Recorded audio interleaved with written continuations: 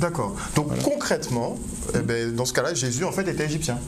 Non, ça ne veut pas dire qu'il est égyptien. Ça veut dire que son message, sa vie, sa biographie, puisque l'histoire de Jésus, il a peut-être existé, mais c'est pas passé tel que la relatent les évangiles. Est-ce qu'il est né il y a 2000 ans? Justement, est-ce qu'on sait quand il là est né on n'en déjà sait rien du tout. En fait. Parce qu'on a une fourchette, on dit qu'il serait né sous le règne du roi Hérode. En même temps, on dit sous le règne du roi Tibère César. Donc on sait très bien, il pouvait être né entre l'an 19 avant son règne jusqu'à l'an 7. Donc ça fait une fourchette. Et c'est au 5e, 6e siècle qu'il y a Denis le Petit qui a établi la date de notre calendrier par rapport à l'année supposée de Jésus. Il se trouve qu'il s'est trompé de 4 ans déjà. Mais par la suite, il y a encore autre chose. Il y a le russe Anatoly Fomenko qui explique que dans les anciens papyrus, ils ont confondu le i du mot incarnation avec le chiffre romain 1. Donc ce qui veut dire que notre chronologie serait à retrancher 1000 ans.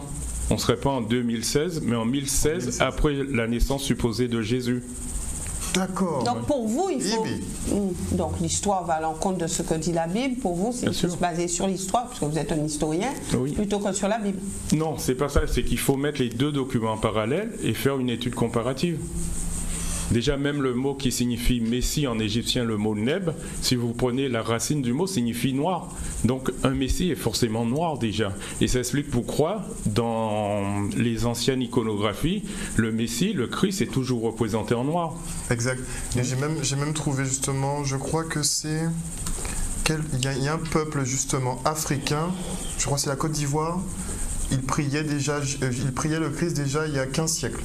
Ils avaient des représentations picturales justement de Jésus en tant que noir et que les apôtres aussi en fait étaient noirs. Oui, on retrouve ce genre de choses, mais un peu partout en Afrique. Depuis l'Antiquité, les gens priaient un Messie qui était noir. D'accord. Qu'est-ce qui s'est passé entre-temps? Entre-temps, il y a eu l'esclavage, il y a eu le blanchiment de l'histoire. Voilà. À quel point? À quel point? Mais au point de nous abrutir jusqu'à maintenant. Oui. C'est-à-dire quand vous prenez par exemple le mot égyptien, la racine, puisqu'on parlait de camitude, la racine signifie cam, signifie charbon noir. Le M devient L, ça va donner le mot Kala, Makala, Dikala, la déesse Kali. Tous ces mots-là signifient noir charbon, mais pas noir crème sapoti ou vraiment noir charbon. Et c'est ce mot-là que les Égyptiens ils utilisaient. Et comment se fait-il que maintenant un mot qui signifie noir charbon, dans tous les films faits par Hollywood, les noirs ce sont des serviteurs et les pharaons ils sont blancs. Exact. Parce que c'est les Européens qui ont falsifié l'histoire, donc c'est tout à fait logique, ça s'inscrit dans une logique. Est-ce qu'on ne peut pas dire justement que la Bible c'est un instrument de falsification de l'histoire? C'est un instrument de colonisation, on dit la religion c'est l'opium du peuple, c'est tout à fait normal. D'accord. Donc il faudrait tout revoir en fait. Il faudrait tout revoir, l'histoire en général. Parce que, comme je le dis dans mon livre, celui qui contrôle le passé, contrôle le présent et contrôle le futur. À partir du moment où quelqu'un contrôle votre histoire, il vous raconte que vos ancêtres c'était des Gaulois et que vous le répétez, voilà.